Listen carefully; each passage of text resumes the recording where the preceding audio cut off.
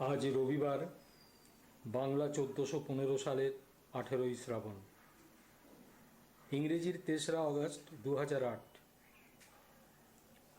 শ্রী গুরুদেবের ভাগবতী কথার পরিবেশন শুরু হবে এখনই। কলকাতায় ভক্ত শ্রী অপু স্বামীর বাড়িতে আমরা সমবেত হয়েছি শ্রী গুরুদেবের হরিকথা শোনার জন্যে।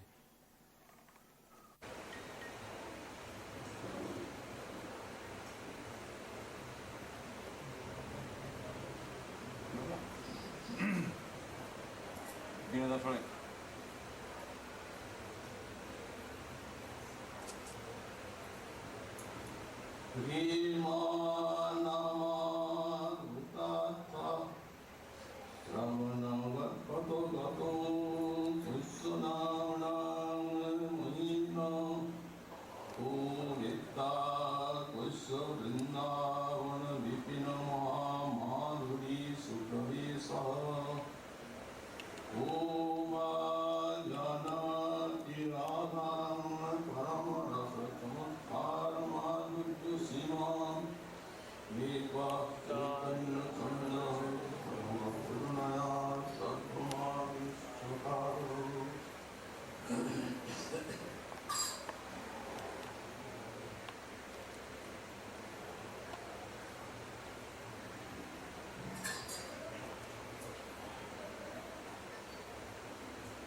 श्री श्री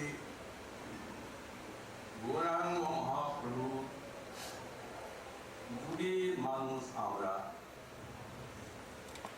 श्रीमन महाप्रभु विश्वमानव আমাদের জন্য চিন্ময় রূপের থেকে এই মরজগতে নিয়ে এনেছেন একটি দিব্য প্রেম রসের অধিক শিখা, যার উজ্জ্বল আলোকে এই মায়া তমসাচ্ছন্ন কলিকালের জীব তারা মধুর ব্রজভজনের পথটি দেখতে পেয়েছে। একদিকে মহাপ্রভু যেমন শ্রী শ্রী হরিনাম সংকীর্তনের উদাত্ত আহ্বানে মনিদ্রায় সুপ্ত এই কলিকালের মানবীর ঘুমন্ত চেতনাকে জাগিয়ে তুলেছে, অপরদিকে তেমনি সাধনা নিরস কঠোরতা তাকে প্রেমের সঙ্গীত সুধায় অতি মধুর অতি আস্বাদ্য করে তুলেছে মহাপ্রভু।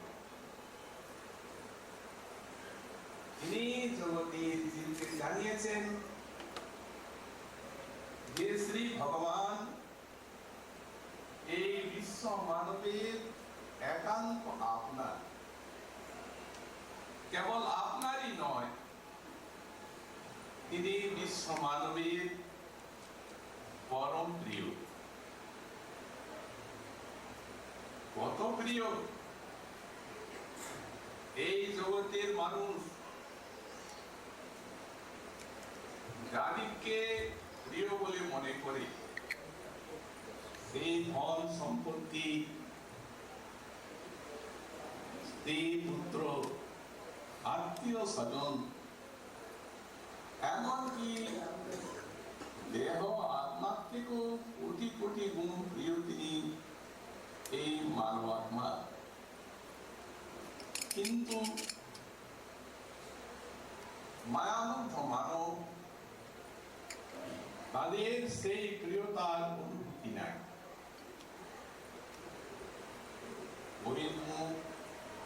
জগতের মানুষ কৃষ্ণ ভুলে অনাদিকাল থেকে এই কৃষ্ণে যে তার স্বাভাবিক প্রিয়তা, এইটি বিস্মৃত হওয়ার ফলে অনন্ত জন্মে নানা জনিতে সংসার দুঃখ জ্বালা ভোগ করে বেড়াচ্ছে। কখন ঘটবে এই দুঃখ জ্বালার অবসান? যখন তার স্বাভাবিক ভগবানের প্রিয়তার অনুভূতি অন্তরে জাগে। এই জন্যই সাধু শাস্ত্র মহাজন যত সাধন ভজনের উপদেশ করেছে, তার মূল লক্ষ্য হচ্ছে জীবের যে স্বাভাবিক প্রিয় ভগবান, তার অনুভূতি যেন জীবের চিত্তে জাগে। মহাপ্রভু যে জীব জগতের পরম প্রিয় বলে ভগবানকে বললেন, এটি কি তার নিজের পরিকল্পনা? মহাজন বললেন না, কোনটি তার নিজস্ব পরিকল্পনা নয়, সবগুলি তার দান, এগুলি তার আবিষ্কার। শ্রুতি শাস্ত্রের গূঢ় তত্ত্বকে জীবের সম্মুখে ছবির মতো তুলে ধরেছেন শ্রী শ্রী গৌরাঙ্গ মহাপ্রভু। এই তার করুণা।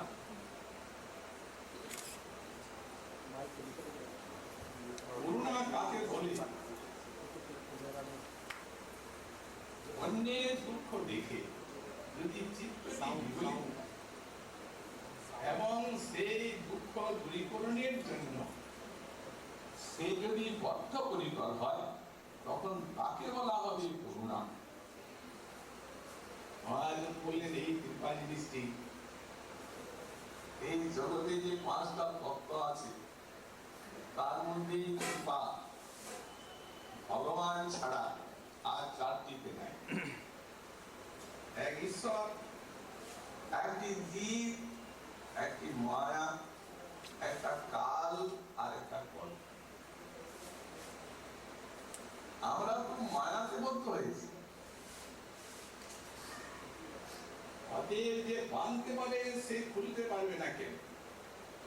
সুতরাং আমরা ভগবানের চরণে না গিয়ে যদি মায়ার কাছে প্রপন্ন হই, মায়া তুমি যখন বেঁধেছ, তখন তোমার চরণে আমি শরণাগত, তুমি দয়া করে খুলে দাও। মায়া বললে দেখো, গীতা শাস্ত্র পড়, ভগবানের কথা। তিনি নিজে বলছেন, দৈবিক চেষা গুণময়ী মম মায়া দুরত্ব মামেব যে প্রপদ্যন্তে মায়া নিতান্তরন্তি তে। ভগবান বলেছেন, আমাকে শরণাগত হলে মায়া ছেড়ে দেবে। কৃষ্ণ সূর্য সম মায়া গুণন্যকার। অন্ধকার নাশ করতে গেলে আলো পেতে হবে, তুমি সেই আলোর কাছে যাও। কৃষ্ণের চরণে শরণাগত হও, আমার কাছে শরণাগত হয়ে কিন্তু লাভ। কাল আমাদের আলোকে হরণ করছে। আমরা যদি কালের কাছে প্রার্থনা করি যে তুমি আলো হরণ ছেড়ে দাও, আমি যেন অমর হয়ে থাকি, কাল বলবে যান ভাগবত করুন, দেখুন কি আছে। আলো বৈহরতি পুংসানুদ্দন্নস্তঞ্চ জান্নসো কশ্যপে যদ ধনুনীত উত্তম শ্লোক বাক্যয়া। ভাগবত বলছেন, এই সূর্যদেব আলোকে আমাদের এক দিন হরণ করে নিচ্ছে, ওটাকে উনি ছাড়বেন না, তিনি ছাড়বেন। যিনি জীবনে একদিনও ভগবানের কথা শ্রবণের সৌভাগ্য লাভ করেছেন, তার আলোকে হরণ করার শক্তি তাদের নাই। একদিনও। তাহলে একদিনেই কি জীবন সফল হয়ে যাবে? শিবির গোস্বাই পাদ ব্যাখ্যা লিখছেন, তাও তো সর্বস্ব একদিন কেন, যদি আপনি সাধু সঙ্গে ভগবানের কথা শোনেন, মহতের শক্তি, কথার শক্তি প্রভাব আপনার অন্তরে শক্তি সঞ্চার করবে। আপনি আর সেই সাধু সঙ্গে হরির কথা শোনা ছাড়তে পারেন না। দেখতে দেখতে সারা জীবন আপনার অজন্ময় হয়ে যাবে, আর কালের কোন প্রভাব। কর্ম আমাদের দুঃখ ভোগ করাচ্ছে, অদৃষ্ট, সেও আমাদের ছাড়তে পারবে না। কারণ গোসাইপাদ বললেন যে যৎ ব্রহ্ম সাক্ষাৎ কৃত নিশ্চয়া বিনাশ মায়াতি বিনাশ ভুই অপৈতি কৃষ্ণ নাম স্মরণ তত্ত্বে। মহাজন বললেন কর্ম এ ভোগ করাবে, প্রারব্ধ। একবার যদি আপনি কৃষ্ণ নাম করেন তাহলে প্রারব্ধ না। যে প্রারব্ধ ব্রহ্ম জ্ঞান যায় না, এমন প্রারব্ধ কৃষ্ণ নাম করলে নাশ হয়ে যাবে। অপৈতি নাম স্মরণ তত্ত্বে, এটা বেদ বিরোধী, বেদ কর্মও পারবে, মায়াও পারবে, কারও পারবে। জীব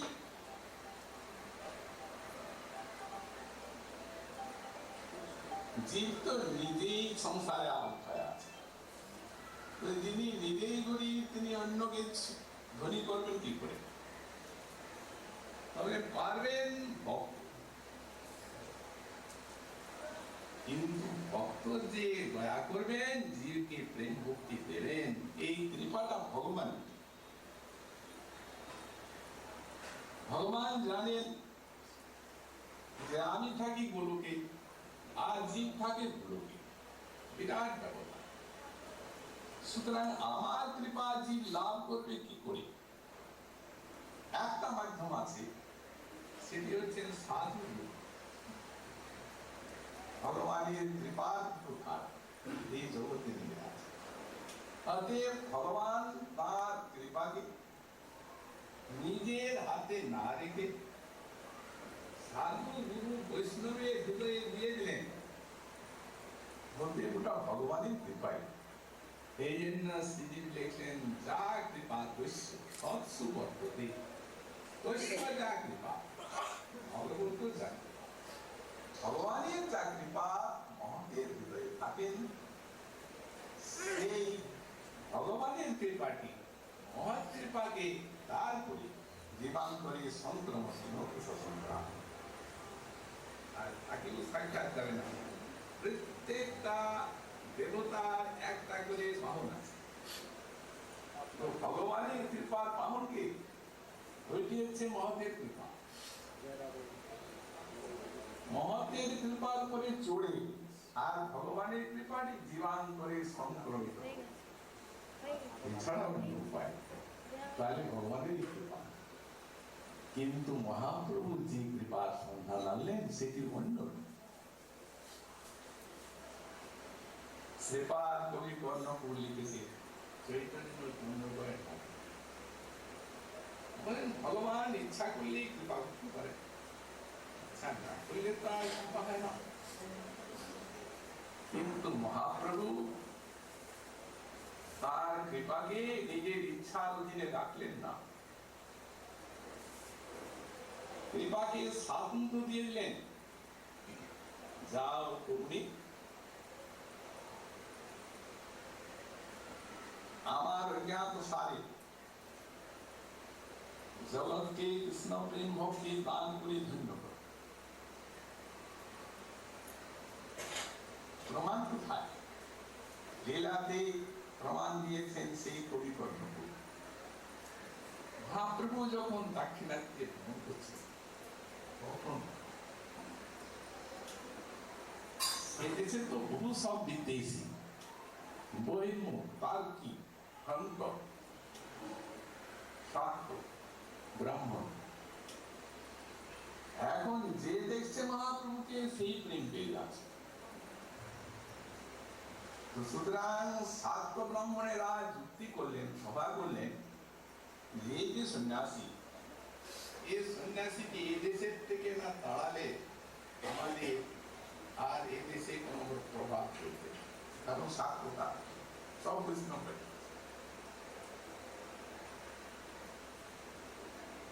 সুতরাং চলো তাকে তর্ক করে তাড়িয়ে দেব। সব বড় বড় বিদ্বান পণ্ডিত সব এসেছেন মহাপ্রভুকে শাস্ত্র তাৎপর্যে হারিয়ে আর দক্ষিণ দেশের থেকে তাড়িয়ে দেব। সব একদিন বলতে, আর মহাপ্রভু তখন আবিষ্কার সুধারা হয়েছে নদীর মতো, দেহে কদম্ব কেশরের মতো তুল। কৃষ্ণ কৃষ্ণ কৃষ্ণ কৃষ্ণ কৃষ্ণ কৃষ্ণ কৃষ্ণ কৃষ্ণ কৃষ্ণ কৃষ্ণ কৃষ্ণ কৃষ্ণ কৃষ্ণ রক্তমান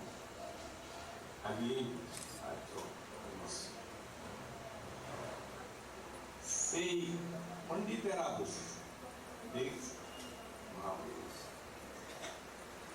তো কেউ বলছেন বলো ভাই আমাদের কথা উঠাও, সন্ন্যাসী তো কাঁদছে, দাঁড়াও, সন্ন্যাসী অন্তত কান্নাটা তো থামুন। কান্না থামছে কিনা দেখছে তারা। মহাপ্রভু করুণাকে আজ্ঞা করা আছে, আমি ইচ্ছা করি না করি তুমি আমাকে বিলিয়ে দেবে। করুণা তো স্বতন্ত্রা, তাদের নন গাছ দিয়ে হৃদয়ে পরিষ্কার করছে সেই তর্ককে পরিষ্কার করে প্রেমের প্রতিষ্ঠা করবে। তখন সেই পণ্ডিত মনের মধ্যে যার একটুখানি ভালো বুদ্ধি, সে অপেক্ষা আদিষ্ট হয়ে ধন্যবাদ করছে, প্রভু হে সন্ন্যাসী তুমি কৃপা করো যেন তোমার মতো কৃষ্ণ কৃষ্ণ বলে জানতে পারে। সব মহাপ্রভুর চরণে প্রণত হলো, অজ্ঞাত সারি কৃপা চলে গেল। এই যুগের মানুষ হতেই আমাদের শ্রীপাদ প্রধানন্দ সরস্বতী পাঠ মহাপ্রভুর প্রচারের 4টা মৌলিক তত্ত্ব আমাদের নিকটে ঘোষণা করলেন। বললেন মহাপ্রভু দিলেন প্রেম এবং জানিয়ে দিলেন প্রেমা নামা ভূতার্থ শ্রবণ পথগত বৈশ্য, এই প্রেম নামক অদ্ভুত পুরুষার্থের কথা মহাপ্রভুর আশা রাখে প্রাক চৈতন্য যুগে কারো কানেও যায়। কেন চাই? বেদ শাস্ত্র পুরাণে প্রেমের কথা আছে, প্রেমের শাস্ত্র শ্রীমদ ভাগবত, তাতে কত প্রেমের কথা আছে। ব্রজ প্রেমের কথা শ্রীমদ ভাগবতে দশমে ভাগবতীর নদীর মধু কানায় কানায় করা নাই কেন প্রেম? মহাপ্রভু নূতন কি দিলেন? বললেন নূতন এই দিলেন, নূতন না আবিষ্কার, শাস্ত্রীয় সত্যটাকে আবিষ্কার। মহাপ্রভুর আগে লোকে জানতো 4টা পুরুষার্থ, ধর্ম অর্থ কাম আর মুক্তি। তো এই 4টা পুরুষার্থ কারা জানতেন? যারা কর্মী তারা জানতেন ধর্ম অর্থ কাম পুরুষার্থ, যারা জ্ঞানী যোগী তারা জানতেন মুক্তি পুরুষার্থ। পুরুষ মানে জীব, তার অর্থ মানে কাম্য বস্তু, যা আমরা চাই। আর যারা ভক্ত তারা অনেকেই জানতেন ভগবান পুরুষার্থ। মহাপ্রভু বললেন না, প্রেমা অর্থমান, বললেন প্রেম পুরুষার্থ। প্রেমের সরলার্থ ভগবানকে ভালোবাসা।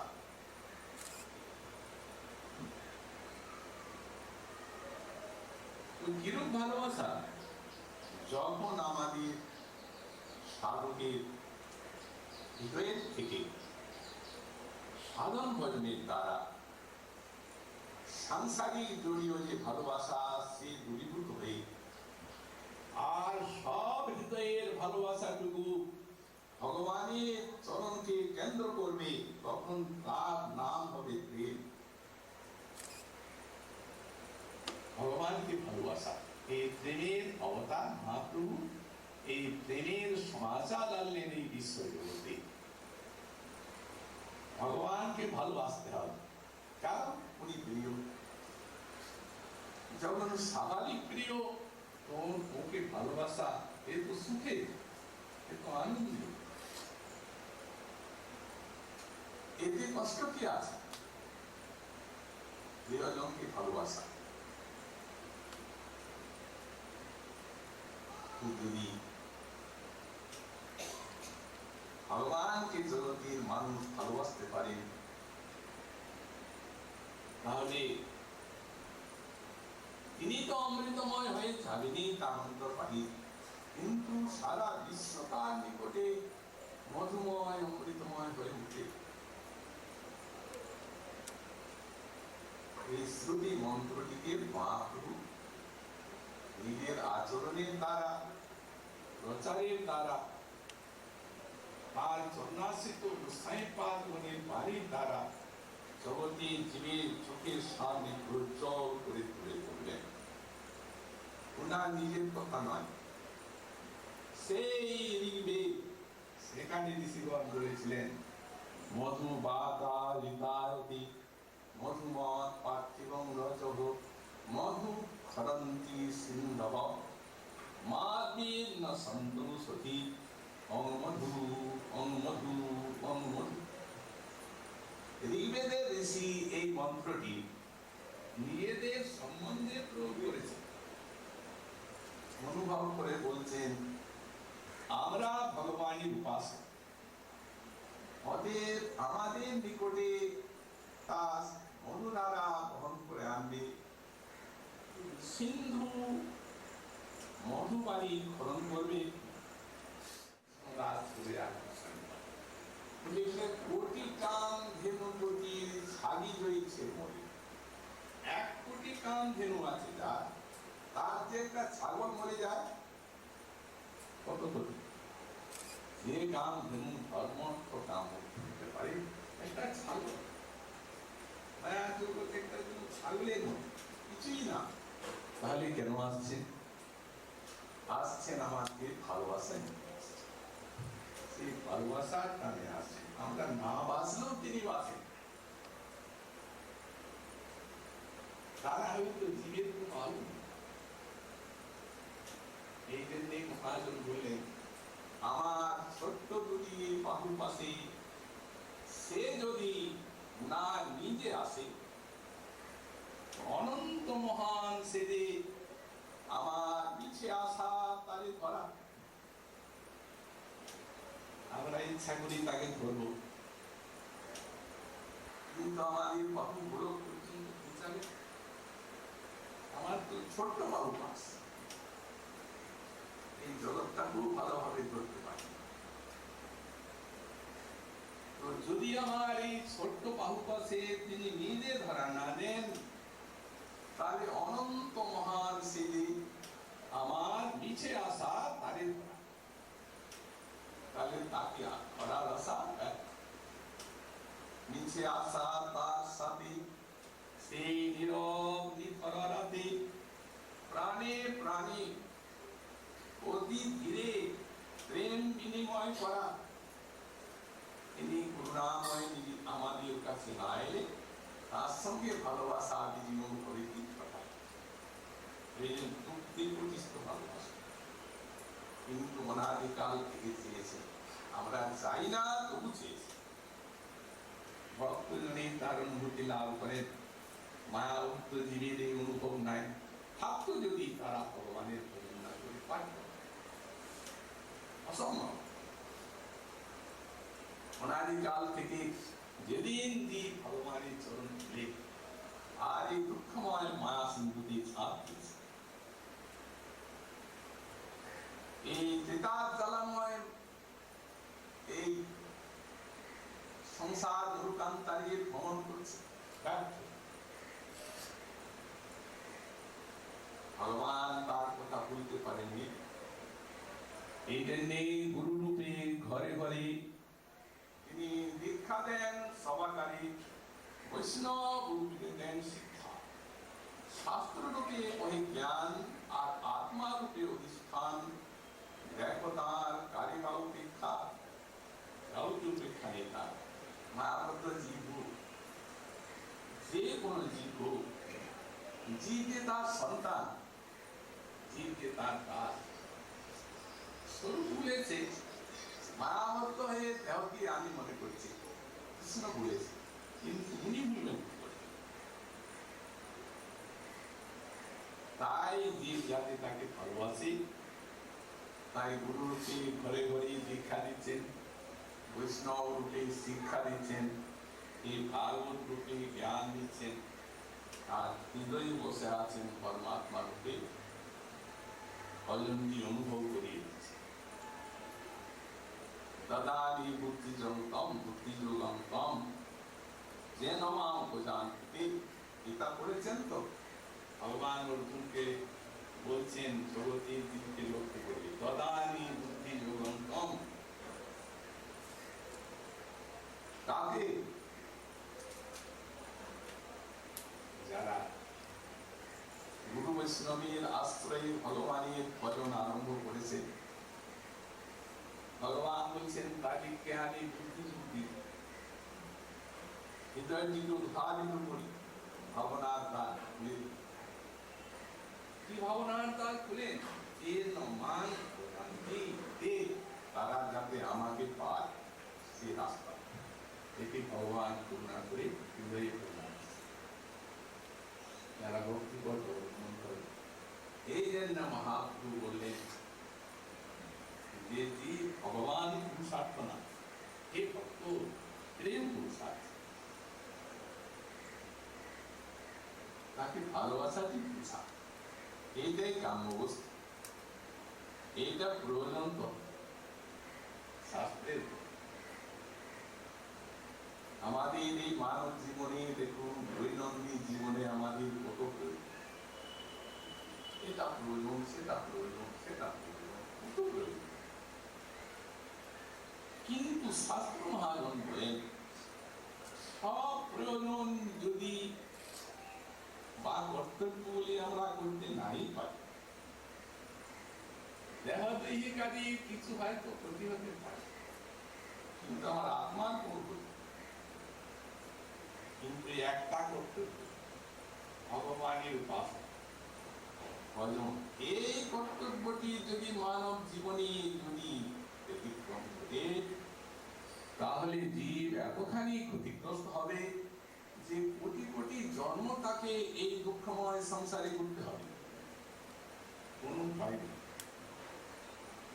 সুতরাং এই জন্য মহাপ্রভু বলেন সবার থেকে বড় প্রয়োজন আপনার গোবিন্দ ভজনের। এই জীবনে এর থেকে বড় প্রয়োজন নেই, তাই প্রয়োজন।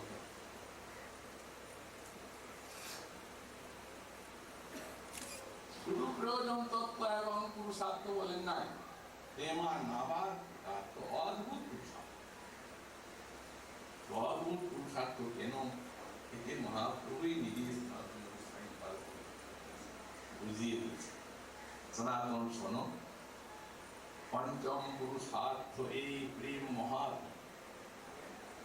ধন থাকলে ভোগ হয়, তোর যদি প্রেম থাকে তাহলে জীবাত্মার অনন্ত আস্বাদনে সিন্ধুকে সিন্ধুতে ভাসাবে, এই ভগবানকে ভালোবাসা পাবো।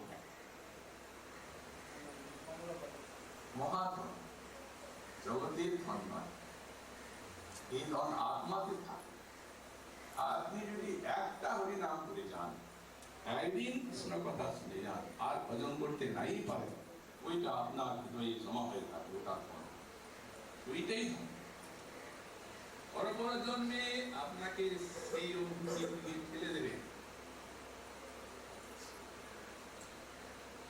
তো সুতরাং এই মহাধন কৃষ্ণের মাধুর্য রস পড়ায় আস্বাদন, কৃষ্ণ যখন লীলা করলেন জগতে, তখন অসুরেরা তো তাকে দেখলো, তো যদি উনি পুরুষার্থ হন তাহলে দেখলে তো পেয়ে গেল, না পায় না, ভালোবাসতে পারে, যুদ্ধ করে, বিদ্রোহ করে, দ্রোহ করে নরক, তাহলে কৃষ্ণকে প্রয়োজন তত্ত্ব বলা হচ্ছে, প্রেমকে প্রয়োজন তত্ত্ব বলা হচ্ছে। কারণ আপনার হৃদয়ে প্রেম আছে, গোবিন্দ কোথায় আছেন তার পাত্তা নেই, কিন্তু আপনি আনন্দ সাগরে ভাসছেন।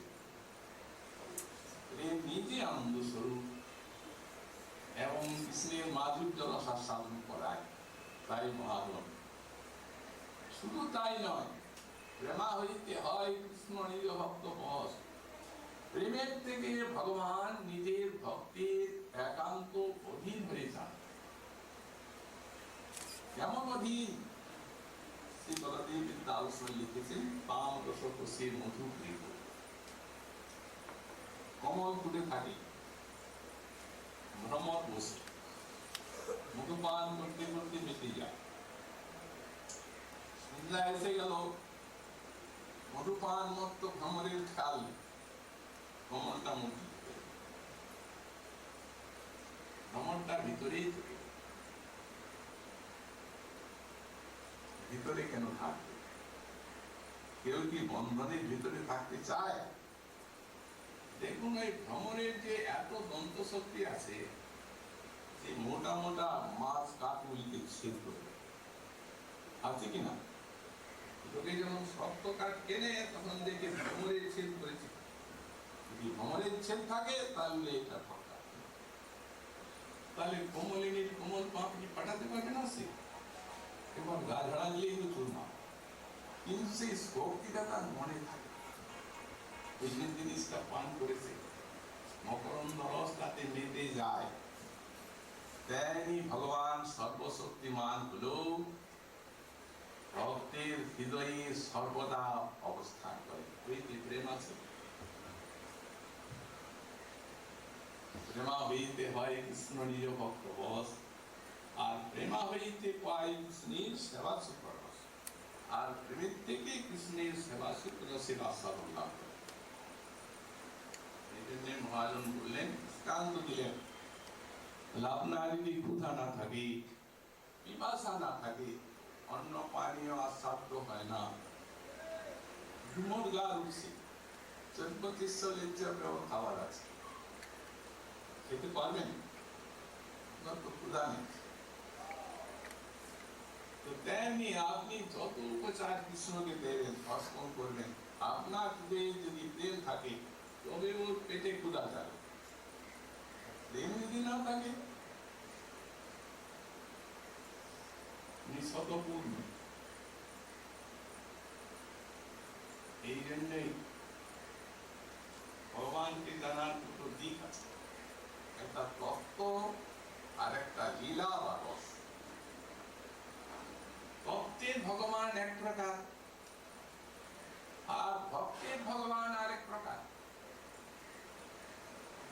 ভক্তি যিনি নির্গুণ নিরাকার চিন্মাত্র সত্তা, শ্রুতি বলেন।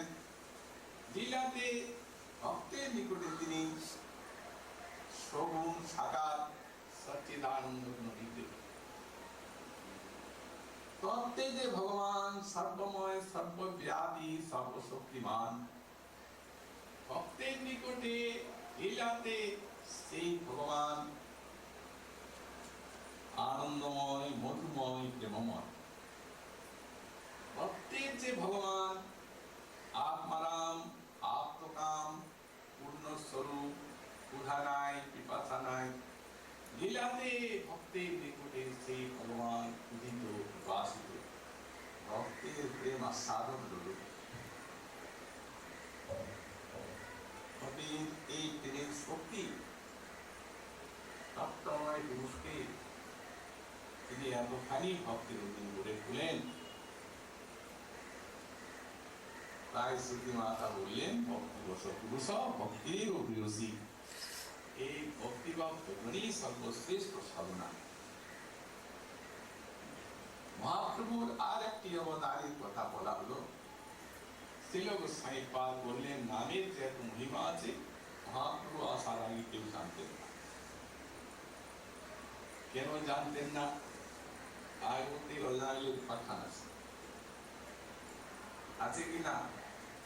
অজামিল পাতি তাতি চরম মহাপাতকী, কিন্তু মরণ সময়ে ছেলেকে ডেকেছে, ছেলের নাম নারায়ণ, সঙ্গে সঙ্গে এত নামে ভাগবতে দেখা যায়।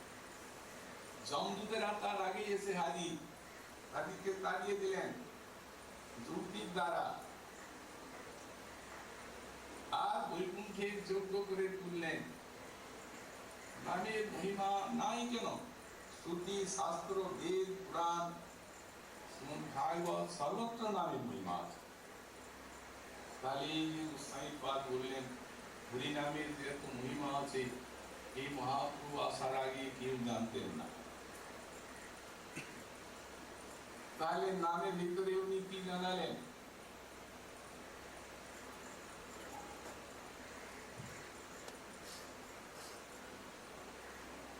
দুটি জিনিস এই নাম বিষয়ে মহাপ্রভুর অবদানের বৈশিষ্ট্য। একটা, নামের মহিমা ভাগবত শাস্ত্রে থাকলেও কিন্তু জীবের নাম বিষয়ে জ্ঞান ছিল, বিজ্ঞানটা তো ছিল না, অনুভূতিটা তো ছিল না। মহাপ্রভু সেই অনুভূতিটা জাগে, এই একটা বিশেষ পারদর্শিতা, অনুভূতি জাগালেন। আর ব্যাখ্যাকার বললেন আর একটা জিনিস জানালেন, তিনি যে নাম এবং নামীতে কোনো ভেদ নাই, এটা এইভাবে তো জান। কারণ ভগবানের যে নাম, এটা অক্ষররূপী পরব্রহ্ম, সাক্ষাৎ একটা করুণার কথা। এই জন্য মহাপ্রভুর শিক্ষায় শিক্ষিত যারা, গোস্বামীপাদ বললেন কৃষ্ণ নামের দুটা স্বরূপ আছে, একটি হচ্ছে বাচক আর একটি হচ্ছে বাচ্য স্বরূপ। তো বাচ্য স্বরূপটি হলেন স্বয়ং ভগবান, আর বাচক স্বরূপ হলেন তার নাম, অক্ষররূপী ভগবানের করুণাঘন অবতার। সেখানে গোস্বামীপাদ লিখলেন এই যে বাচ্য স্বরূপ ভগবান কৃষ্ণ, তার থেকে এই বাচক স্বরূপ নামে বেশি করুণা নিহিত আছে। কারণ আমরা কৃষ্ণকে দেখতে পাই না, সাধন ভজনের দ্বারা প্রেম হবে, কোন জন্মে কোটি জন্ম যাবে, প্রেম হলে তখন গোবিন্দের দর্শন করতে পারে। কিন্তু ভক্ত যে কোন অবস্থায় থাকুন, জীব যে কোন অবস্থায় থাকুক, সে তো নামকে পেয়েই গেছে। আর যে কোনো ব্যক্তি যে কোনো অবস্থায় ভগবানের নাম করতে পারেন, কোনো বাধা নেই।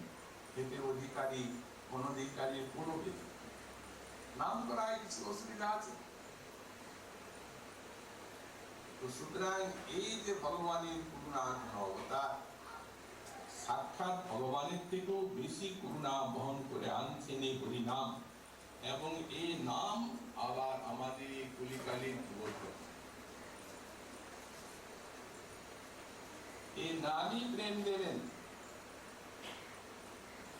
মহাপ্রভু। তিনি এই নাম প্রেম মাখার নাম দিলেন, আদর্শটি দেখিয়ে দিলেন, সংকীর্তন করে চলেছেন মহাপ্রভু। নাম কীর্তনে নয়নে গলদস্যু ধারা, দেহে কদম্ব কেশরীর মতো পুলক, তেমনি নিতাই চান, তেমনি অদ্বৈত আচার্য বারবার ধরণীতে উচ্চিত হয়ে পড়ছেন, নাম প্রেমে গোড়াগুড়ি যাচ্ছেন। ভক্তবৃন্দ সেই রূপ প্রমত্ত, শিকল করতালির ধ্বনি আকাশে উঠেছে, সারা আকাশ যেন হরি নামে দীক্ষা নিল। এই আদর্শ জগতে জীব কোনদিন পেয়েছিল দেখতে? মহাপ্রভু এই আদর্শটি নামের নাম সংকীর্তনের বিষয়গুলোকে নিয়ে এলেন। এই জন্য ভক্তকবি লিখলেন, নাম যেখানে প্রেম সেখানে, কোথায় বললেন তোমার মধুর রূপ যেখানে, হে গৌরাঙ্গ তোমার মধুর রূপ যেখানে, সেখানে নাম সেখানেই প্রেম।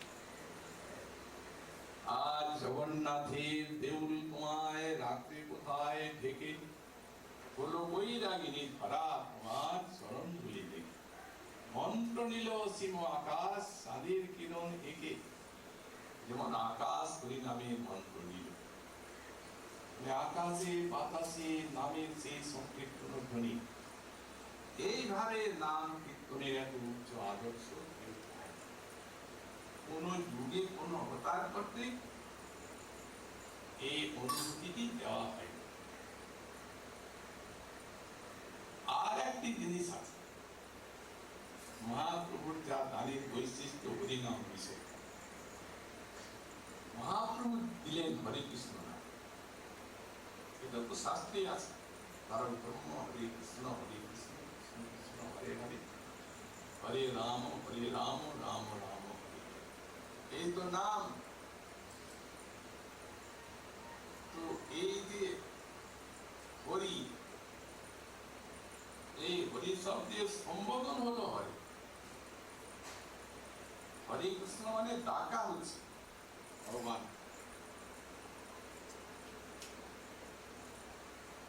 তো মহাপ্রভু শ্রীচরণাশ্রী আচার্য পাদগণ জানাচ্ছেন এই হরিনামে মহাপ্রভুর অবদানের বৈশিষ্ট্য।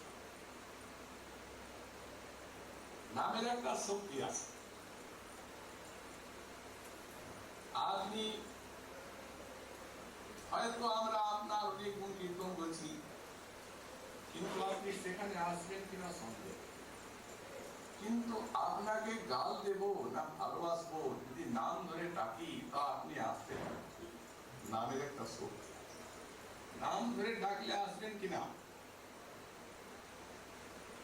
তো যদি সাধারণ মানুষের নামের মধ্যে একটা শক্তি থাকে যে ডাকলেই সে আসবে, তাতে গাল দিয়ে কাল ভালোবাসুক, তো করুণাময় ভগবান তিনি অনন্ত করুণা সিন্ধু, তাকে যদি কেউ ডাকে তাহলে শিব ডাকতে পারবেন। নামের শক্তি তাকে টেনে আনবেই।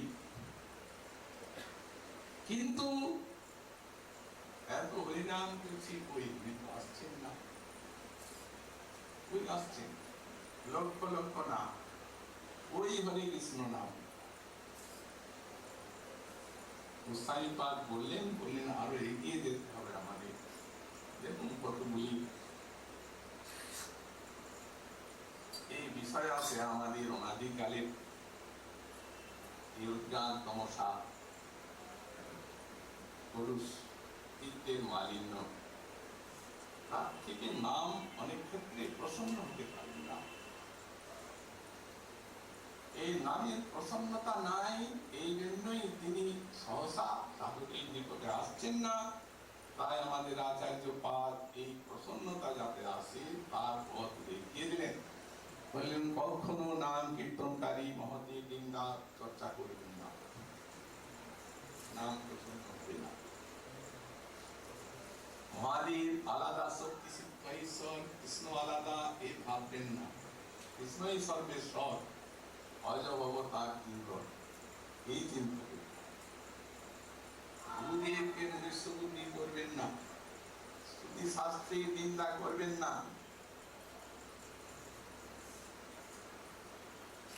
অন্যান্য ধর্মকর্ম যেমন হরিনাম তেমন এই কথা মনে করবেন না। হরিনামই সর্বশ্রেষ্ঠ সাধনা। নাম বলে যেন পাপাচরে প্রবৃত্তি না আসে, এই প্রকার কতগুলি হৃদয়ে সাধকের অপরাধ বা কলুষ থেকে যায়। সাধন ভজনের দ্বারা এগুলি বেদের নাম সাধনার দ্বারা যায়।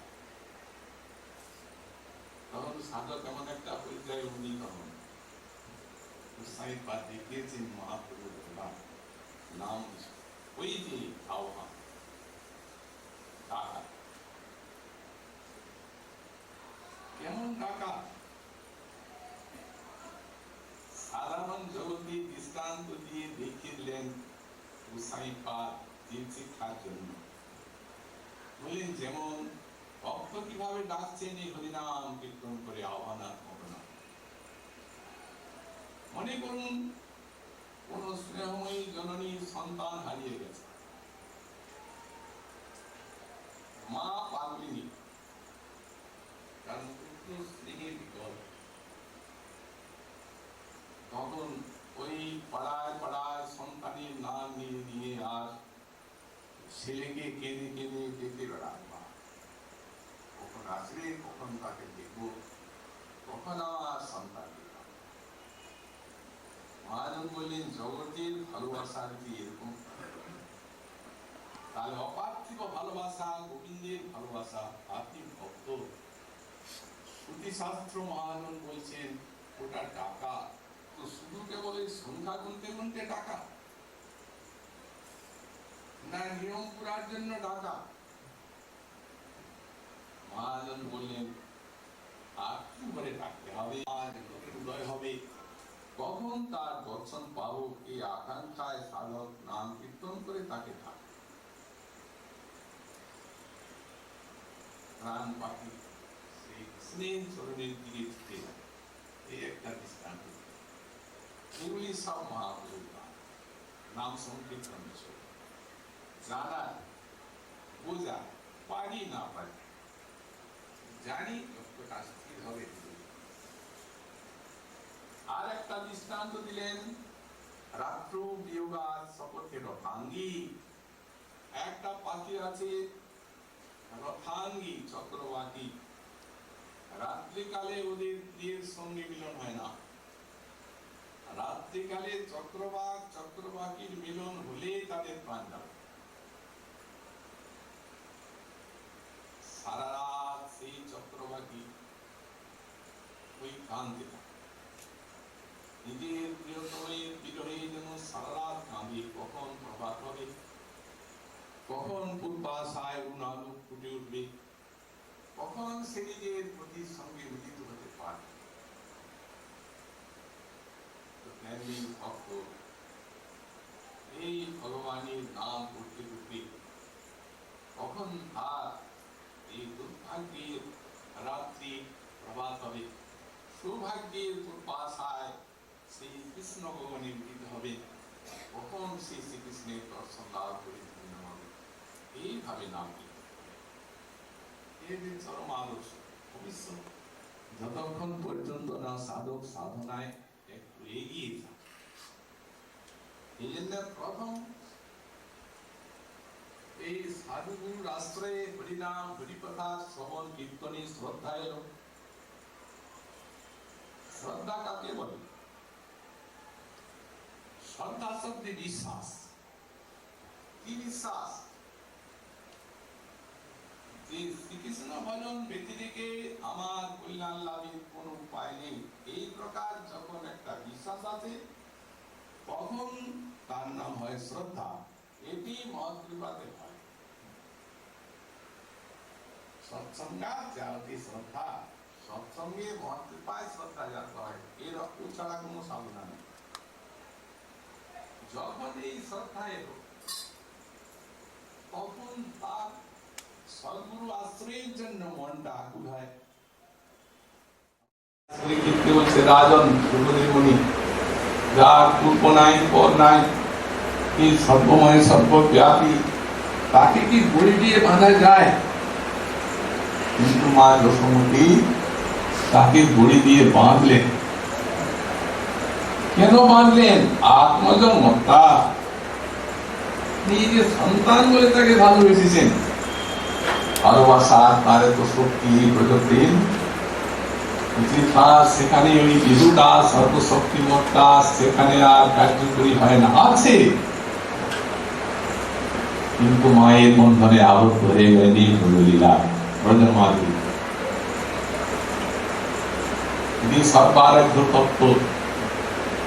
তিনি বাল্যলীলায় নন্দ মহারাজের পাদুকাগুলো মস্তকে বহন করলেন, বাবার পায়ে পড়িয়ে দিচ্ছেন। ছোট ছেলে যেন বাবার জুতোগুলো মাথায় নিয়ে যায় না,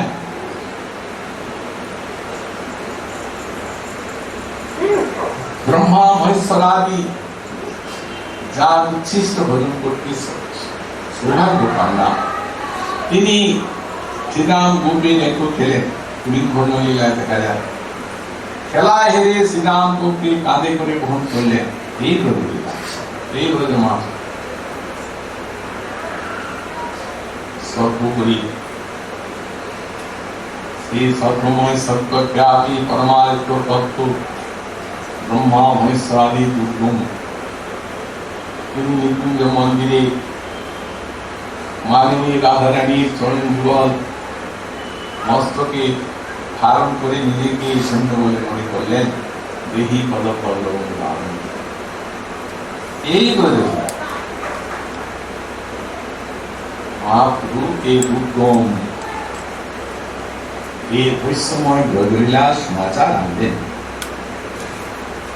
এই জন্যে মহাজন বললেন, যদি গৌর না হতো কেমনে হইত, কেমনে হরিতাম দে মধুর বৃন্দা বিপিন মাধুরী প্রবেশ চাকুরি সার। এই পরজ যুবতী ভাবের আলোটি সকটি হইত কার। অতীর গাও গাও সবে গৌরাঙ্গীর গুণ সরব করিয়া মন, ভুবন মাঝারি যেমন দয়াল আর নাই। গৌরাঙ্গ বলিয়া না গেল বলিয়া, কেমন সেজেছে সিধি বাসুদেব পিয়া পাশানে মিশিয়া ঘুরেছে বাকুর দিদি। শেষে বললেন, তু আজানাতি রাধাং পরম সংস্কার কৃষ্ণ।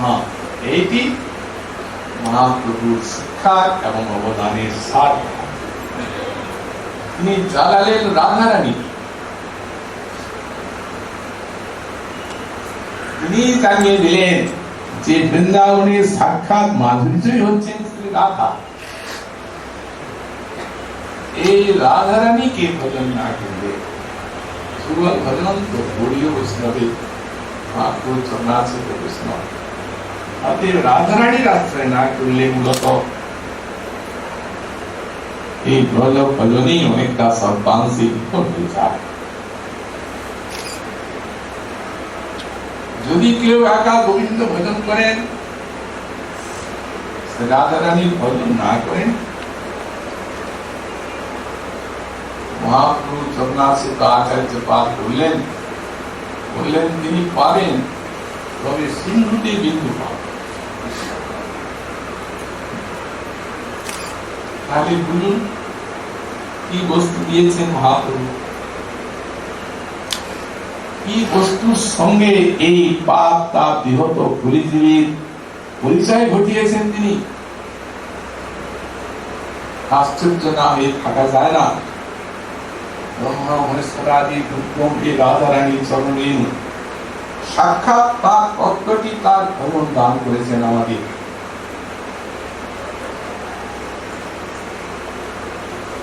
এই জন্য এই শাম কমালের অঙ্কেশ ভাগে জড়িতা কনকলতা রাধা আর তার সতী মন্দিরে মনির আন্দোলন লীলা যদি বৃন্দাবনীয় রস সাধকীর নরম গোচর না হয়, তবে যত সাধনা মহাপ্রভুর যুগে নিতে হবে। এই জন্য আমাদের প্রধানন্দ সরস্বতী পাদ যার কথা আমরা বলছি, লিখছেন রাধা দর্শন উপাস্য প্রতিপতি গোবিন্দ সংঘাসয়া দেবী পূর্ণ সুধারুচি পরিচয় রাগান বিনা কাংসে। বললেন, যদি রাধারানীর দাস্যকে ত্যাগ করে কেউ একা গোবিন্দ ভজন করেন, বললেন তিনি যেন প্রতিপদের যেন সেই পূর্ণিমা চাঁদ চান, তা তো সম্ভব নয়। অতএব সামরস প্রবাহের বিধি তিনি জানেন না।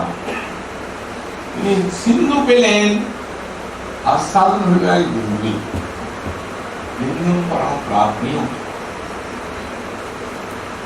শ্রী রাধা দাসের খবর মহাপ্রভু এবং প্রাণাচার্য পাঠ দিলেন। গৌরীয় বৈষ্ণবকে কলিযুগের মানুষ আমাদের শ্রীপাদ পুণ্যাশ্রী রঘুনাথ দাস গোস্বামী আরো অনেকটা এগিয়ে গেলেন। উনি বলেন এই মহাপ্রভুর যুগে যারা এই রাধারানীকে অনাদর করে আর একা গোবিন্দের উপাসনা করেন, তিনি বললেন তারা হচ্ছেন অভিমানী। সুতরাং আমি তাদের লোকবাক্য সান্নিধ্যে যাই। অনাদৃত্তু গীতামতি মুনিগণই বৈ নিগমুখৈ প্রবীণাং গান্ধার্বামপি নিগমৈ স্তৎ প্রিয়তমাম জয়েকং গোবিন্দং ভজতি কপটি দাম্ভিকতায়া। তিনি কপটি এবং দাম্ভিক যারা রাজধানীর ভজন ত্যাগ করে একা গুরু উপাসনা করেন, অতএব তার অপবিত্র সান্নিধ্যে আমি চাই। তাহলে গোসাইপাদ যারা গুরু উপাসনা করেন তাদের সঙ্গে আপনি কিভাবে ব্যবহার করবেন তা বলছি। যারা প্রেম নমিত চিত্তে শ্রী শ্রী রাধা কৃষ্ণের ভজন করেন, বললেন আমি আমার একটা নিয়ম প্রত্যহ আর চরণ আমি সেই জল আমি পান করবো, নিত্য মস্তকে খাবো। তাহলে বলুন মহাপ্রভু এবং তার ক্লাসে তো আচার্য তখনই সৌভাগ্যে রাজ্যে এই পুলিশকে উঠিয়ে দিয়েছেন। এই জন্য মহাদেব বললেন আমাদের বলিয়ে তো উবা জানাতি রাধা কে জানা যদি লোক এই সাক্ষাৎ প্রিয় মূর্তি সে রাধাকে জানাতেন কে? সুতরাং আমাদের ভজন হচ্ছে সেই শ্রী রাধা দাসী। মহাজন বললে রাধা কৃষ্ণ প্রাণ মূল যুগলক্ষ জীবনে মরণে গতি নাহি আর মোর কালিন্দীর কুলে গেলি করম্বীর বন তবে নতুন দিনের উপরে আমি বসাবো দুজন শ্যাম করি অঙ্গে দিব চুয়া চন্দনীর গন্ধ চামর তুলাব কবে হেরি মুখ চন্দ্র কাটিয়া মালতীর মালা দিব তোমার বলে তবে অধরে তুলিয়া দিব কর্পূর তাম্বুলে শ্রীকৃষ্ণ চৈতন্য প্রভুর দাসের দাস মূর্তম দাস মাগে সেবা দাস। এই মহাপ্রভুর অবদানের বৈশিষ্ট্য। সাইপার বললেন কর্ম করুণায় আস্থাত্ম আবিষ্কার। যদি কেউ বলে এত বড় বস্তু দান করলেন কি করে মহাপ্রভু কলিযুগকে, বলে দান করলেন কি করে এই প্রশ্ন উঠতে পারে না, কারণ কৃপায় না হয় এমন কোন বস্তু না। কৃপায় সব হতে পারে। আমরা যে বস্তু পেয়েছি সেটা কেমন জানেন? একটা পুরাণ ইতিহাস আছে, আখ্যায়িকা। একদিন নারদ বৈকুণ্ঠে যাচ্ছেন, সমুদ্রের তীর দিয়ে যাচ্ছেন, দেখছেন একটা বড় ছোট পাখি, সে সমুদ্রের এক এক ফোঁটা জলকে মুখে নিচ্ছে আর ঘুরে ফেলে আবার মুখে নিচ্ছে। ওইখানে উনি দাঁড়ালেন। নারদ মুনি কৌতুকী ঋষি, ও কৌতুক দেখলে কি ঘটনা সেটা জানার তার ইচ্ছা। তখন তো সব জীবজন্তু কথা বলতো। উনি বলছেন ওই পাখি তুমি জলটা খাচ্ছ না কিছু না, ফেলে ফেলে দিচ্ছ যে, কি করছো? পাখিটা বলছে কি ঠাকুর এই দেখুন এই সমুদ্রের তীরে আমি কয়েকটা ডিম পেড়েছিলাম, একদিন সমুদ্রে ঢেউ উঠে আমার ডিমগুলো ভাসিয়ে নিয়ে গেছে, তাই আমি এই সমুদ্রের জলটাকে শেষ করে ডিমগুলো বের করে এটা হয় কখনো? রাম ঋষি পর্যন্ত হাসলেন, বলে আরে পাগল, সমুদ্রের জলটাকে শেষ করবেন তুমি এক ফোঁটা করে? পাখিটা বলছেন ঠাকুর আপনাদের কৃপা হলে সব হয়, কৃপায় কি না হয়। এই পর্যন্তই থাকলো। উনি ওই কথা শুনে বৈকুণ্ঠে চলে গেলেন। মহারাজের সঙ্গে সাক্ষাৎকার। নানা এসে গোষ্ঠীর মধ্যে ঋষির অন্তরে সেই পাখিটার কথা মনে পড়ে। প্রভু আজ একটা অদ্ভুত জিনিস আমি দেখলাম। নারায়ণ অন্তর্যামী স্বপ্ন জানেন, জিজ্ঞাসা করছেন কি হে কি? বলে যখন আসছি আপনার এখানে ভূতলে সেই সমুদ্রের তট দিয়ে তখন দেখছি একটা পাখি ছোট্ট ফোটা ফোটা করে জল পড়ছে। তার মানে ও ডিম পেড়েছিল, ভাসিয়ে নিয়ে গেছে সমুদ্রের ঢেউ। তো বলছে সমুদ্রটাকে শেষ করে তিনি ঢুকে। তো নারায়ণ হাসছেন, হাসি কোথায়? তারপরে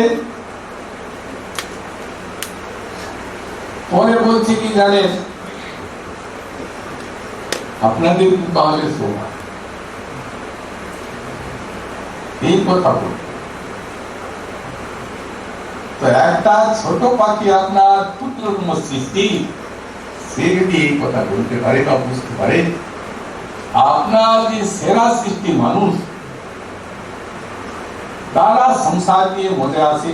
ভগবান দুর্লভ, ভগবান দুরারাধ্য, এই জন্য আপনার ভজনকে ছেড়ে দিয়েছে। তারা যদি বুঝতে পারতো পাখিটার মতো, যে পাখিটা বললো আমি জানি এটা আমি পারবো না, কিন্তু যার জন্য আমি চেষ্টা করছি আমার এই চেষ্টাটাই সুখ। তেমনি মানুষ যদি মনে করতো যে ভজনটাই সুখ, গোবিন্দ পায় না, তাহলে তো সবাই গুরু ভজন করতো।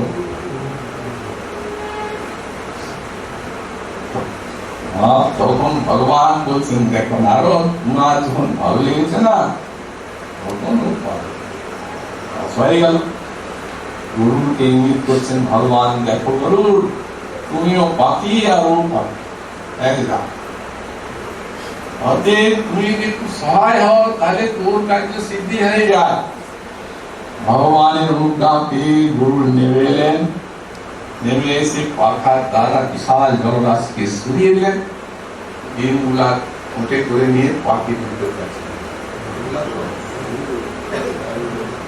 আমাদের বেলায় তাই হয়েছে।